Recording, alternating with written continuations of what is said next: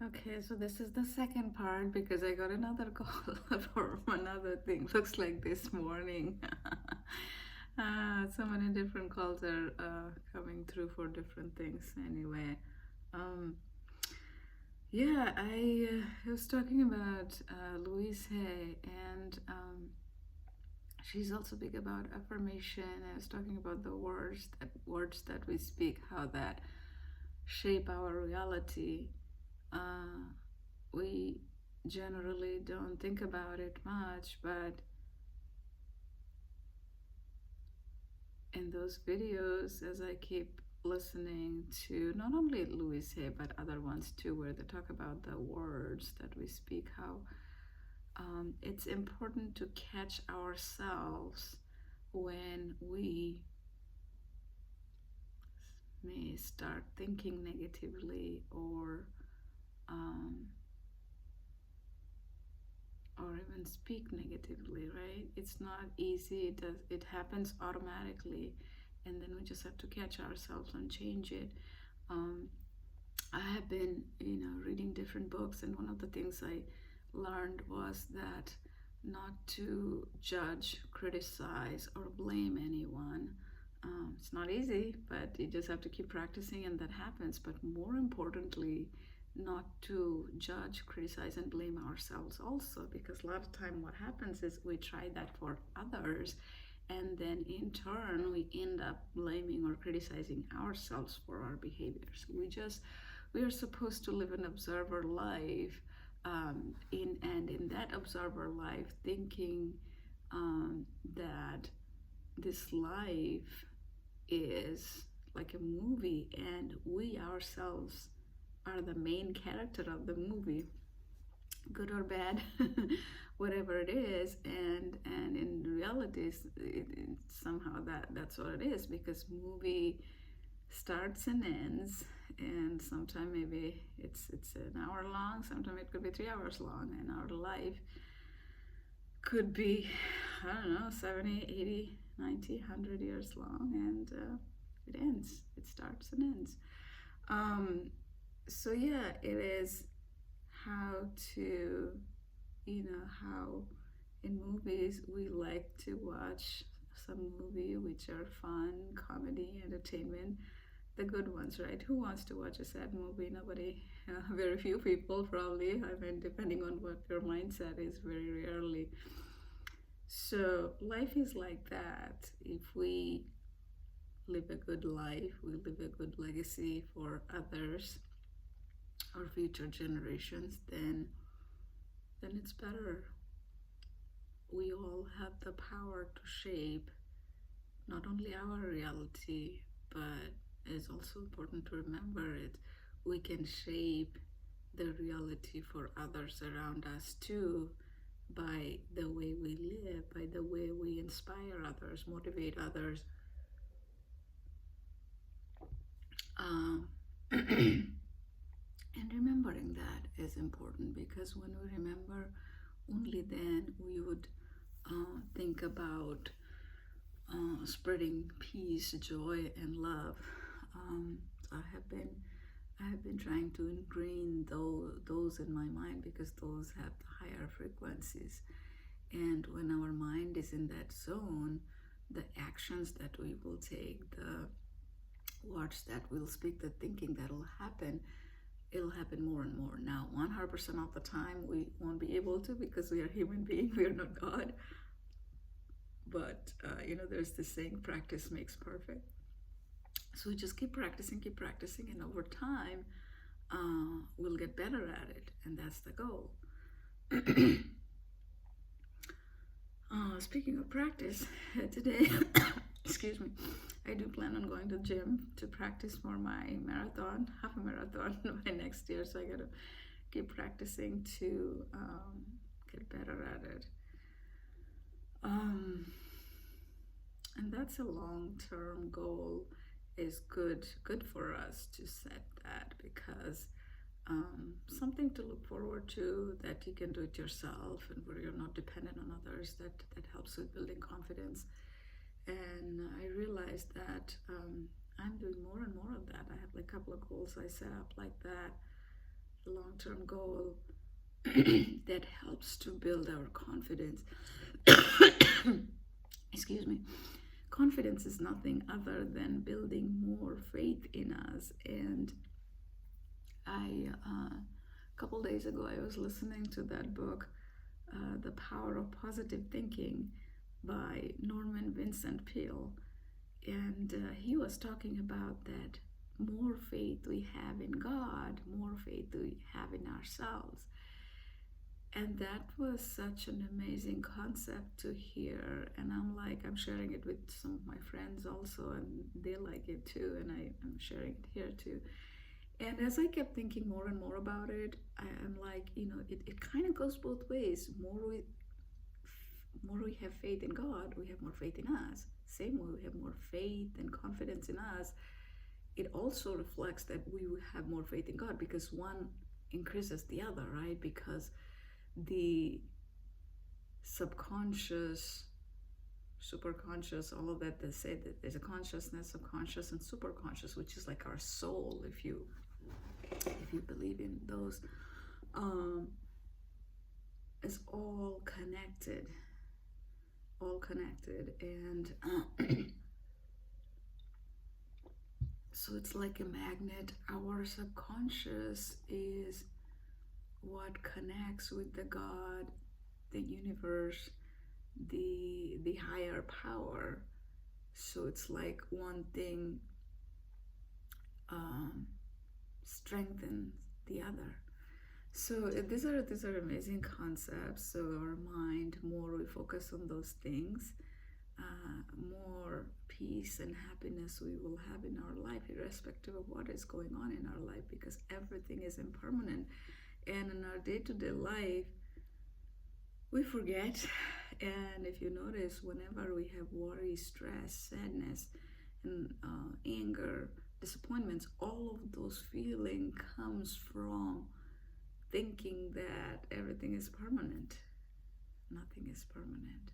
This moment a minute ago versus now is different.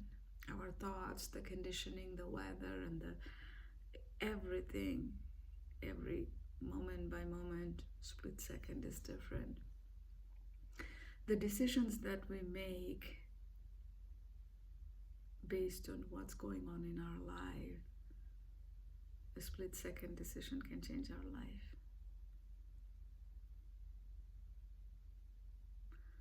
Sometimes it can happen overnight, sometimes it happens after a long time.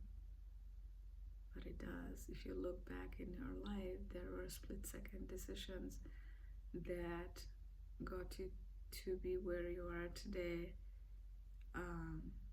When it comes to career, other choices,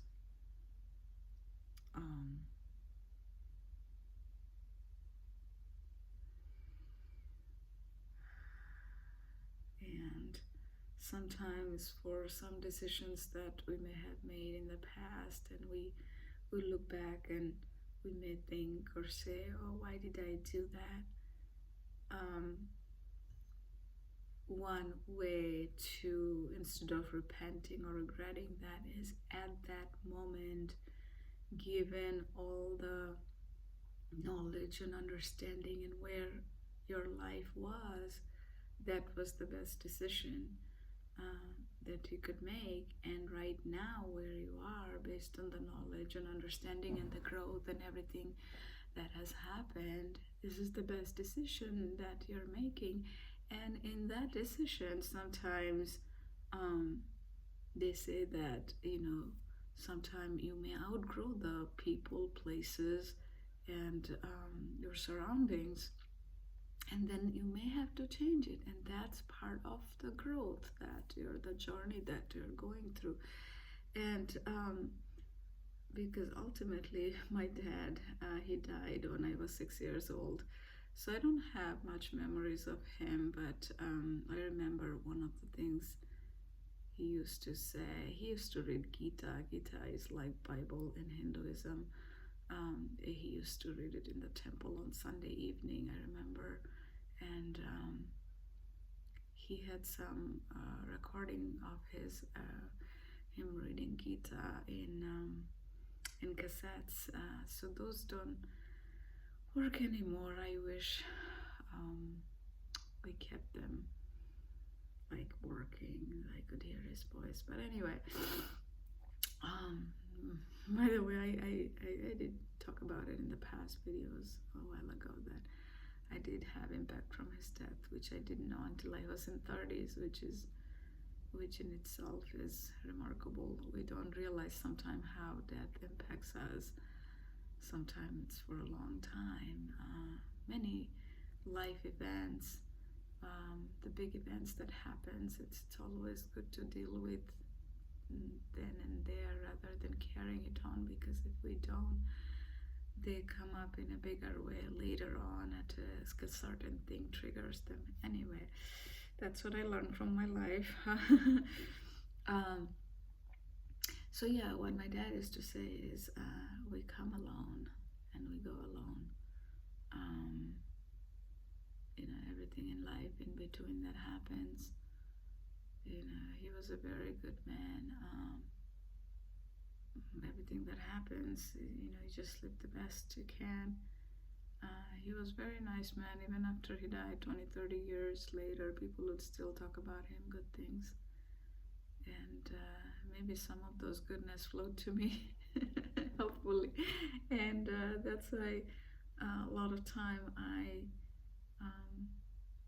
try to do this, to spread peace, love, and joy. I wonder sometime if he lived longer, how my life would have been different. Anyway, I don't know today. So I had this coffee mug. Enjoy the little thing. So this morning I was enjoying my breakfast. I had everything bagel and coffee, so that was good. So I enjoyed that little breakfast. So that also I thought more about, because last night I was watching this movie on Netflix called, I think, Happiness for Beginners or something like that. The movie name is Happiness for Beginners, I think. And it is, it's a group, they go for hiking on Appalachian Trail. It's a long hike they do, and it's a lot about team effort and everything. And there, one of the ladies, they would tell the group to do sort of 3 good things, or sort of like 3 gratitude. And I love the concept because I'm big into gratitude. Like a lot of you guys know, these are all gratitude cards. I used to write them every morning. These days I sometimes say it in words, like just say it out instead of writing. So I love the concept that the ones that they were using, it was mostly using the senses. And I thought that is so much more profound, because when you speak or think something with your senses, like when I was talking about I had the bagel and coffee and I was grateful for that, that has more profound attachment to our minds, because I thought about the taste, I thought about how the bagel tasted like, and the smell. Those things have more powerful impact. Now, of course, the things that we can be grateful, also having a roof over our head and having being able to have food, because there are people in the world that they don't have day-to-day food, that they have to live paycheck to paycheck, or parents who have to worry about feeding their kids. They don't know where the food will come for the next day. So if we don't have to worry about that we can be grateful for. So yeah, that was an interesting concept I learned from the book. Not the book, the movie. And I think I noticed it more because I am trying to live life more mindfully, like this channel, Midlife Mindfulness. So I'm trying to live more mindfully. So when I'm there, wherever I am, I'm trying to be there, right, as much as I can. And I'm trying to learn and grow as much as possible. Um, so yeah, that's something that was really amazing. So I thought I'm gonna share that here, and yeah, so I'm making progress in many different ways. So I'm happy about that. And last night, my daughter and we did a little praying together, and that made me happy. These are the little things in life can make a difference, and that can be very little, but can be so profound, right? So we got to do those little things that that gets us to be in a better place in our mind.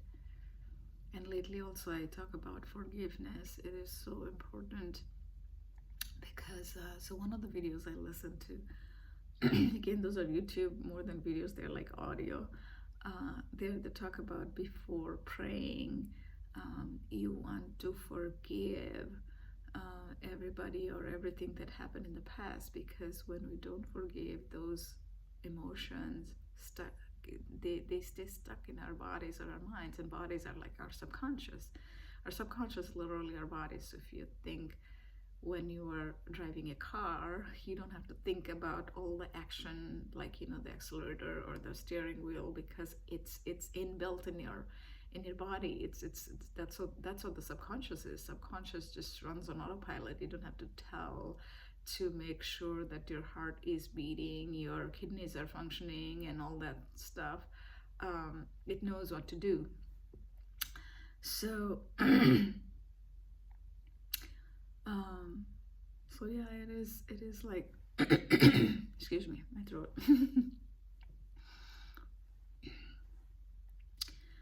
So our conscious mind and subconscious mind, it's important that we are aware and we are feeding good things to our subconscious, because and more we are aware, like I say, we all have the bad and good in us. What we feed is what grows. That's what is in Buddhism and so many other books and so many things that's written.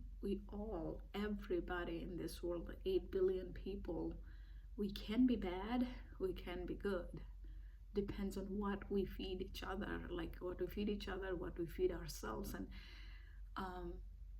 sometimes you can try your best to be the best version of yourself, but if you are surrounding yourself with all the bad, guess what? It's not going to be easy. And that's one thing I was saying yesterday, that where Jim Rohn said, you are the blend of 5 people you spend most of your time with. And that is so very true. If you want to experiment how you are thinking about, pick just 3 things, the most important things in your life. Maybe, I don't know, your career, your family, your I don't know, health. If you want to exercise, do mindfulness practice, all of that, write it down, what your goal is about those 3 things, and write it down, who are the 5 people that are you're spending most of your time with. And those 5 people may or may not be real people. And that's an interesting thing, because I was experimenting something like that several years ago, and those 5 people, one could be just a popular figure. So at that time, I remember I used to excuse me, listen to Tony Robbins videos a lot, and also Michelle Obama's books. I used to re-listen her book Becoming, and then also the next one, The Light We Carry. I listened to that too, and to the point it would kind of brainwash me. And they can be your top 5 depending on how much time you're spending. If every day, if you're spending an hour listening to those, they can be one of the top 5, and that's what depends on who you want to become. So anyway, so the point is, like, how you are thinking now, and 6 months down the line, if your surroundings are different, and think that how those top 3 goals are for you, and right then and there you'll know the influence of the top five, how it is, how your goals are changing depending on the surroundings that you have, surroundings or support system, whatever you want to call it as. Because it's so important to evaluate um, how things are around you, because just like the way our inner world reflects the outer world, excuse me, because we are human being, because we are not God, uh, if you are spreading positivity, peace, and joy, and love, and harmony, and patience, all of that, forgiveness, but in return, if you're getting majority of that back, great. But it could still happen because we might be thinking positive, um, or speaking the other way, or because we still have some of those things that hidden in us. Those will come out here and there, and that may affect how somebody is around us is responding to us, not only because how we are talking, how we are being nice to them, but what all is going on in their life. And if you have some people who are going through a lot of hardships and you are surrounding only with them, that can drain you down. So you have to have a balance. As much as you want to help others, you also want to make sure that when you're constantly trying to help but somebody is just pulling you down, you help them, but if you feel like your energy is draining from all five people, maybe you won't be able to, you have to, again, like, you have outgrown that situation. So you have to figure out how to deal with that. And you still want to help people, like, if there's out of five people, two people are needing your help, you're helping them. But it's kind of having that balance. It is so important, because I remember when I was going through, I'm still going through, but thank God that I've gotten to a so much better place. I feel I have more strength. In the beginning, I, I used to talk to some friends, and they're still very good friends. And I know that I think I spoke so much about my crazy things going on in life that I don't know. I'm gonna say it's crazy, but not happy, but sad stuff. And I know that it did not uplift them. It did not uplift them. Uh, so because you can understand from people's gestures, or the thought process, or you just stay in that cycle. I don't know what I'm saying is resonating with you or not, but it's just some of these are random um, kind of journaling, right? Because it's journaling, so I talk about all this stuff. But yeah, the whole point is it's important to realize and to learn all of this for, like, evaluate who those five people are for you. And then if you don't have five people, utilize that. Like, if you've whoever your message resonates with, either Joe Dispenza, Tony Robbins, there's so many people. Bob Proctor, he died, but he has lots of good videos. Jack Canfield, all of these are self-help stuff. I love self-help books. um, Dale Carnegie, Napoleon Hill, one of like my all-time favorites. Napoleon Hill books, Dale Carnegie books, and the Jason Murphy's book that I listened to recently, The Power of Your Subconscious Mind, amazing book. Norman Vincent Peale, the book The Power of Positive Thinking. There's so many. Just whatever resonates with you, just keep going, keep learning, and it can really, really change your life. The growth and learning that I have had happening in the last year, close to a year, it blows my mind, because as much as I had to deal with difficulty, but the learning and the growth that I have um, it would not have happened unless I went through the difficulty that I went through. And that's the thing in life. Um, you find out the challenges, and from those challenges, you can either learn and grow and live the best life you can, or it can be more sad. But it's all up to us how we take that challenge. In my life, a lot of the things I had to do by myself since I went to college. 18 years old, I went to college, which was very far away from my home. And now I'm in 40s, so it's been a long life where I had to make a lot of my decisions in my own.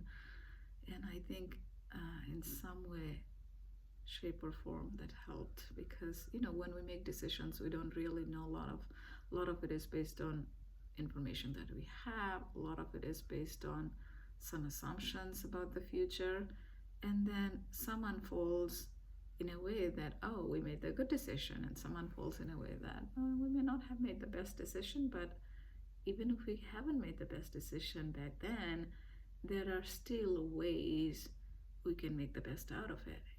We what can we do to make it better now, right? And decision making in life has a huge power. It builds confidence.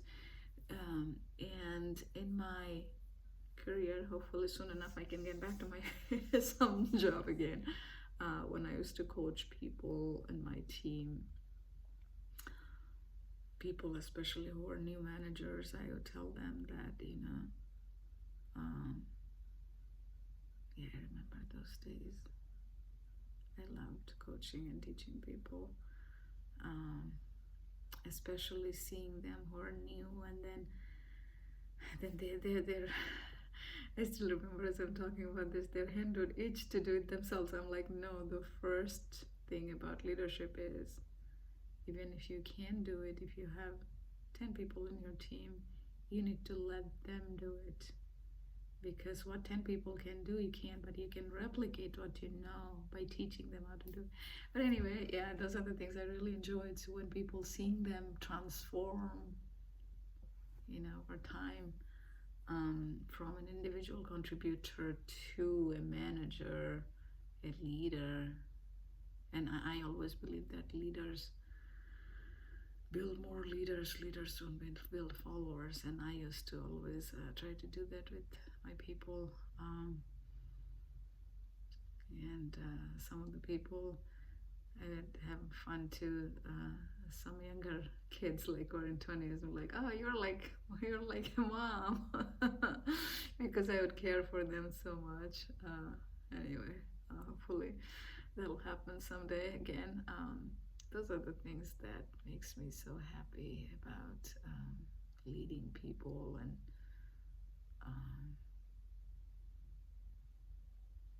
yeah, because life is short. You got to enjoy life. I remember last year and the year before, we had some high intensity project that I was leading, and people were unsure if we could meet the deadline and whatnot. And I have done those kind of projects before, and those are the things that, like, I was talking about it yesterday, one of the videos, that the goal that excites you and challenge you, meaning it makes it you're fearful that, can we do it, right? You're like, oh, maybe we can't do it, and at the same time you're so excited that, oh my god, if we do it, it'll be so cool.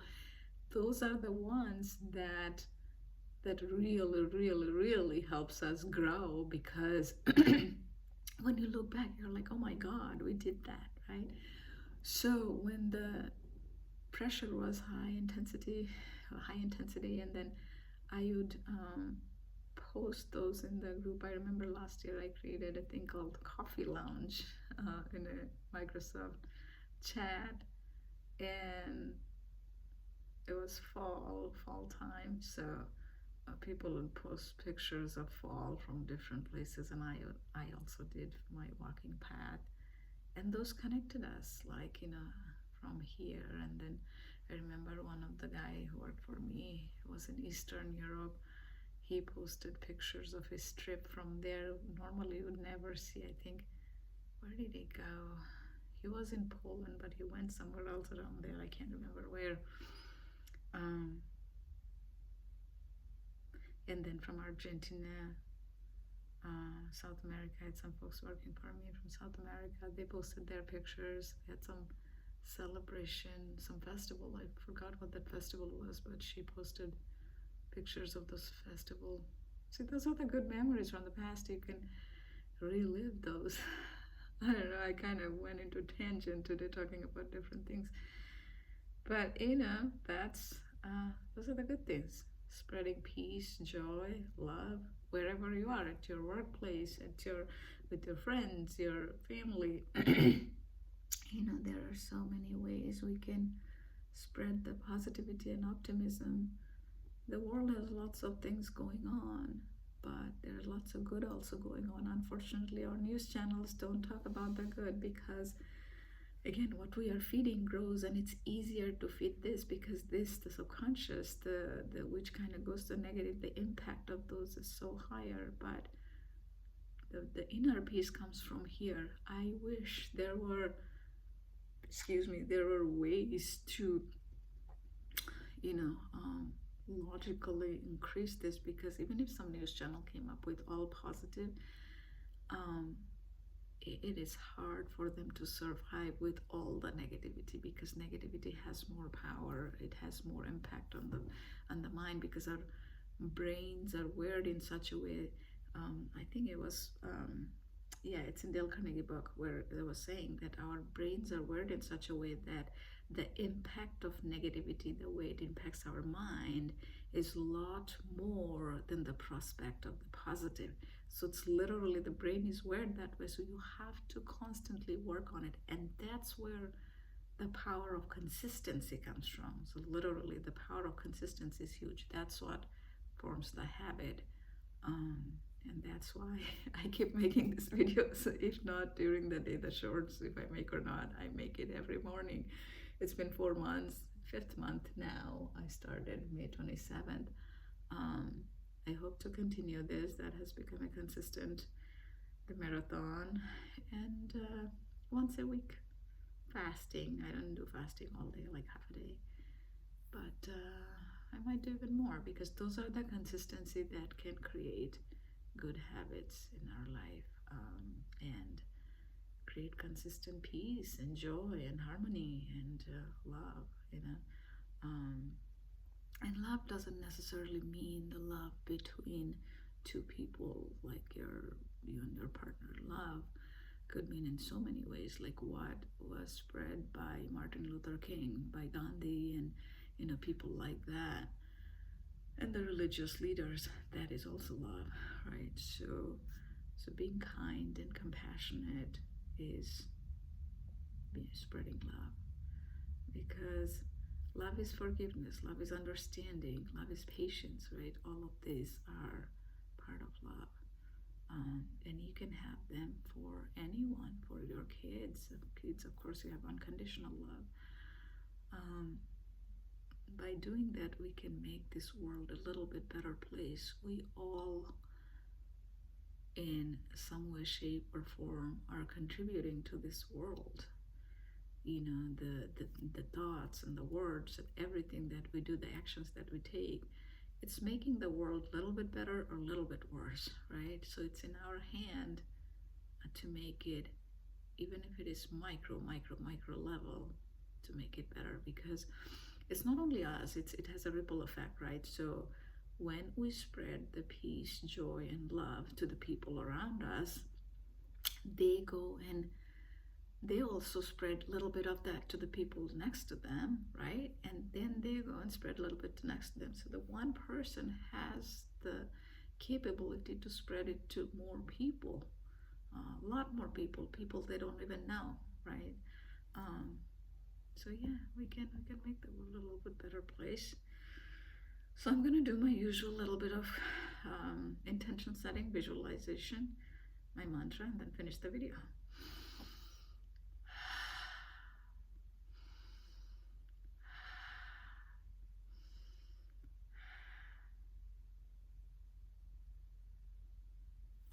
Accept what I can change it. Trust in God. I speak positive and uplifting words.